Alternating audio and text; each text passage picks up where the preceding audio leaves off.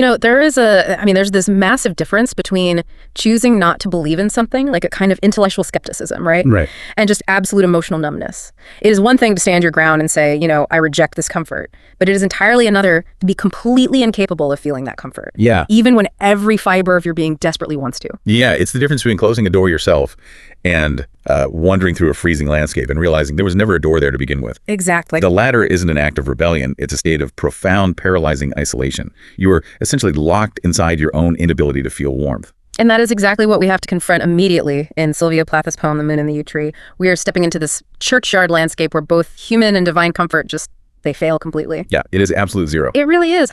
I want to start by unpacking this jarring central line that completely upends how we usually think about nature. Plath writes, "The moon is my mother. She is not sweet like Mary." Oh man, that line. It is an absolute masterclass in dismantling a romantic archetype. Because we're so used to, Mother Nature. Right. In art and literature, we are so heavily conditioned to think of Mother Nature as this nurturing, welcoming, maternal force. We look to the natural world for a sense of belonging. But Plath strips all of that away violently. Yeah. Her moon is incredibly distant. She describes it as a bald, wild face trapped in what she calls the O-gape of complete despair. Just think about that imagery for a second, an O-gape of complete despair. Yeah. It's almost like a silent scream frozen in the sky. And instead of offering a protective, motherly embrace, the moon's blue garments unloose small bats and owls. Right. It's not a caretaker. No, the moon here isn't a caretaker at all. It's an autonomous, violent, almost traumatized force that is entirely indifferent to the speaker standing below it. It is deeply unsettling. And because the celestial world that maternal moon offers zero tenderness, the speaker does what humans have done for centuries. She turns her gaze downward toward the human-made ecclesiastical world. She looks to the church. Exactly. She looks to the church for sanctuary. Right, she looks to St. Peter's Church. But we go inside with her, and we see these stone saints depicted as stiff with holiness. Stiff with holiness, yeah. They're floating pointlessly on delicate feet over these freezing empty pews. It's supposed to be a place of refuge, but it's utterly lifeless. Holiness has essentially become rigor mortis here. The church space is completely calcified. The saints are like rigid wax figures or marble statues that are perfectly preserved, but they are utterly incapable of extending any actual warmth to the speaker. They're just aesthetic. Right. They're floating over the pews, entirely disconnected from the grounded, freezing reality of the human being who is actually looking at them. And it isn't just the visual emptiness of the statues either. It is the auditory emptiness, the hollow ritual of the St. Peter's Church bell tower. Oh, the bells, yeah. The poem describes these 8 great tongues affirming the resurrection. And you would normally think of church bells ringing as a herald of divine grace, right? Like a moment of profound spiritual hope ringing out across the countryside. Sure. But in Plath's landscape, that sound is completely stripped of its spirit. It quickly flattens into this mechanical monotony as the bells just soberly bong out their names. It is the ultimate reduction of faith to rote mechanics. They aren't announcing salvation. They're just heavy pieces of metal hitting other pieces of metal. Just a machine. Just a machine keeping time in a cold world. Which brings us to the devastating hinge line of the whole piece. And arguably the core tension of the poem. Yeah. How I would like to believe in tenderness. That line hurts to read every single time. It really does. Yeah. To me, the ultimate tragedy here is that the speaker hasn't actually rejected faith with a rebellious, angry fist. Right, she's not fighting it. No, she desperately longs for it. She wants the tenderness of Mary. She wants the comfort of the church. But her psychological numbness makes the comfort of institutional grace completely inaccessible. She wants to believe, but she just can't feel it. Exactly. That realization, that tragic, unbridgeable gap between the desire for grace and the psychological inability to receive it is the engine of this entire work. It is what makes the poem so terrifying to read. Yeah. It's the realization that you can be surrounded by the architecture of salvation and still be completely, utterly lost. You're listening to Deep Cuts and Deep Thinking. So to understand how someone reaches that level of profound, inescapable numbness, we actually have to step outside the poem for a second. Right. We need to look at the physical space that triggered it and explore how external landscapes can become internal prisons. Because the geography of the mind is rarely disconnected from the physical geography we inhabit. Exactly. The genesis of Sylvia Plath's poem is rooted in a very specific place and time. It is October 22nd, 1961. Yes. We are in North Taunton, Devon in England. Sylvia Plath and her husband, Ted Hughes, are living at Court Green. Which is this very old 17th century thatched manor house, right? Right, but what is absolutely crucial to understand about this property is its boundary line.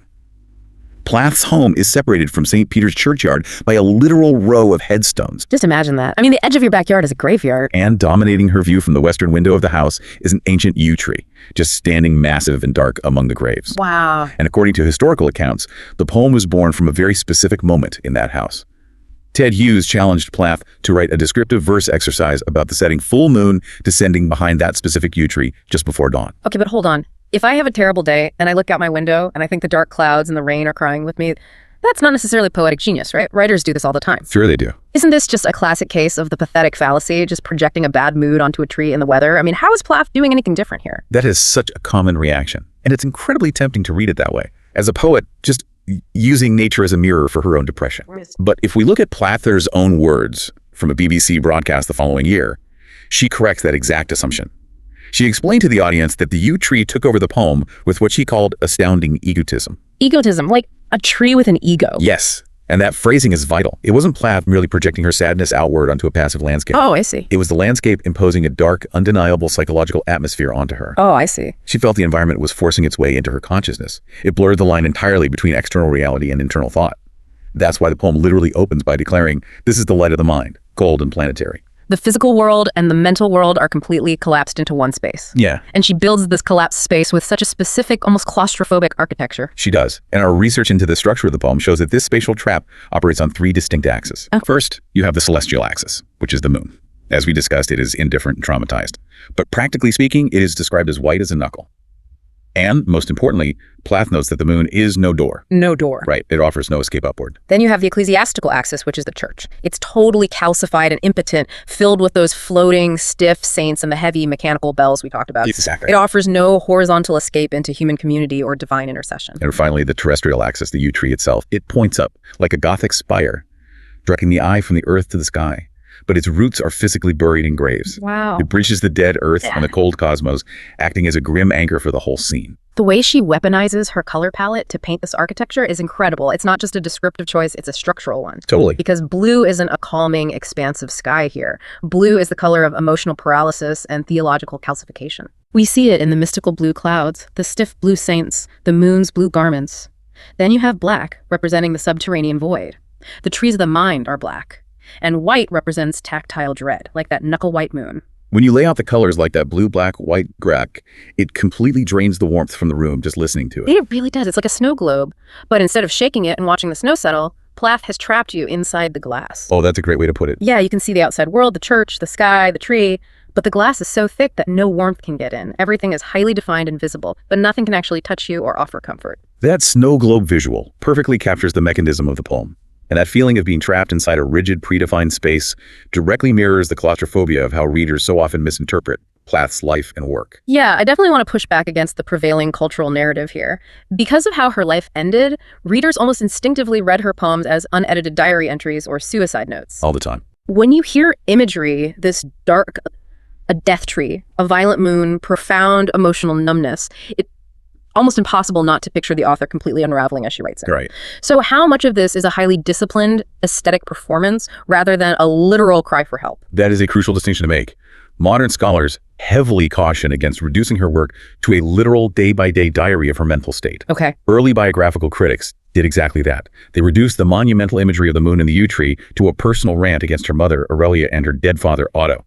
Of course. Right, they saw the moon as the mother, the tree as the father, and called it a day. Which strips the poem of all its broader artistic power. Exactly, and it ignores the historical truth of when she wrote it. Let's look at the timeline. In the autumn of 1961, Plath was 5 months pregnant with her son, Nicholas. Her marriage to Ted Hughes was, at that point, intact. They were living in a country house, working on their respective writing. The catastrophic, very public breakdown of their marriage wouldn't happen until mid-1962. So she wasn't writing this in the middle of a domestic collapse. She wasn't alone in a freezing flat in London when she penned these lines. Far from it. She was actively channeling literary models. She was deconstructing post-war maternal ideals, and she was crafting a highly disciplined mythic persona. Yeah. When you look at the archival data, the actual drafts of this poem housed in the Smith College collection, the immediate clarity of those early pages shows a poet in supreme technical command of her craft. Wow, really? Yes, the edits are precise, the word choices are calculated. She is not having a breakdown on paper. She is constructing an existential masterpiece. Which makes the poem so much more impressive. And it brings us to how this piece fits into the broader literary canon. If we look at the tradition of elegies or religious poetry that grapples with nature and faith, Plath is doing something radical. Absolutely. If we compare Plath's achievement here to someone like T.S. Eliot or Gerard Manley Hopkins, the contrast is stark. And it highlights exactly what makes Plath so uniquely devastating. Hopkins, for instance, saw a divine presence pulsating through the natural world. He looked at a landscape and saw the grandeur of God shining out of it. Right. Eliot, in his later poetry, found sacramental grace in the ringing of church bells and the quiet of a chapel. They both found a way to bridge the human soul with the divine through these physical symbols. Yes. But Plath takes those exact same symbols, the tree, the bells, the church, the moon, and empties them completely. She drains them of all their traditional meaning. It is a modernist elegy of absolute disbelief. And if we look at eco-critical or feminist readings of her work, which essentially look at how nature and gender roles intersect, they take this even further. They do. These analyses point out that Plath is dismantling deeply ingrained essentialist views. By essentialist, I mean the cultural assumption that women and nature are inherently nurturing, passive, and maternal. As we mentioned earlier, her moon isn't a nurturing earth mother, it's an autonomous, violent force. In Plath's landscape, the feminine divine is entirely indifferent to human suffering. The moon doesn't care if you are cold. The sweet Virgin Mary is a carved piece of stone that can't actually see you. Plath systematically refuses to accept the patriarchal structures of religion, the stiff saints and the mechanical bells, but she also discovers that the alternative, this raw, wild, lunar nature, is terrifyingly cold. There is no safe harbor anywhere. None. But hold on, if she is essentially standing in a graveyard, staring at a literal death tree rooted in tombs, why doesn't she give us a traditional elegiac resolution? What do you mean? Well, even in the darkest poems about death, there is usually a pivot at the end, right? A moment of, well, at least they are at peace. Oh, right. Or, the soul lives on in the earth, something like that. Why does she deny the reader that comfort? Because to offer that comfort would be a profound betrayal of the reality she is mapping out. Wow. The poem ends with chilling finality. The Yew Tree doesn't offer Christian resurrection. It doesn't offer the gentle pastoral comfort of returning to the soil. Its final, non-negotiable verdict on the material universe is simply blackness, and silence. It's a refusal to flinch. Precisely. Plath categorically refuses to falsify a comfort she does not feel. To tie up that level of existential dread with a neat, hopeful bow just to make the reader feel better would be a lie. Right. And Sylvia Plath, in this phase of her writing, was completely uninterested in lying. Which is exactly why this poem is such a monumental hinge in her entire career. It serves as this critical transition point. You have her earlier, highly structured formalist work in her first collection, and then you have the incredible, raw psychic velocity of her final collection, Ariel. Yeah. The moon and the yew tree is the bridge. It's the moment the gloves come off, and she fully embraces the stark, uncompromising vision. The cultural afterlife of the poem really speaks to how deeply that uncompromising vision resonates with people too. Definitely. It hasn't just stayed confined to literature classrooms. We see it adapted into symphonic song cycles by classical composers who use heavy, dissonant brass sections to capture that subterranean blackness. That sounds intense. It really is. We even see modern performances by musicians like Patti Smith who read the poem aloud to audiences as a profound study in existential clarity. It leaves such a heavy, ringing echo. I mean, think about a time when you were exhausted, looking for just a shred of comfort, and the world, the people around you, the places you went just felt completely, inexplicably indifferent to you. Yeah. That's the nerve Plath is hitting. The poem forces you into its freezing snow globe, and then with that final line about blackness and silence, it just locks the door. And if we connect all of this to the bigger picture, it raises a deeply unsettling question. Yeah. And it's something I want to leave the listener to mull over long after we sign off this deep dive. Okay, what is it? What actually happens to the human psyche when the environment we rely on for meaning, whether that is the sanctuary of a church, the embrace of a mother, or the beauty of nature itself, absolutely refuses to reflect our humanity back to it? Sylvia Plath's poem doesn't offer an answer. It forces us to sit in that terrifying, unanswered silence. If you enjoyed this episode, please like and subscribe.